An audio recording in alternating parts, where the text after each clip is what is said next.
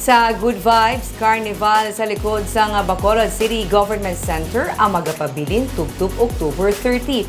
Wala na sang entrance fee, kagabayad na lang sa rides ang igasukod sa management. May report si Romeo Subaldo. Ang Liga Carnival sa likod sa Bacolod City Government Center ang ginapilahan sumugod sa nabukas ini, ilabi na kun weekend. Ganit sa mga nabitin o kung wala maka-enjoy sa mga rides, magapabilin pa diri ang mga rides tubtob sa October 30. May galleon ride, may giant Ferris wheel, may merry-go-round, may bump car, flying saucer, horror train, giant bounce slide, kag madamo sa iban pang rides para sa kids kag mga young at heart.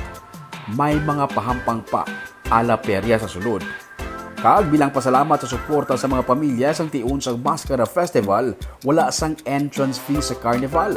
Abayaran na lang amo ang rides mismo. Nagasugod sila sa pag-operate las 4 sa hapon, tubtob na magabi.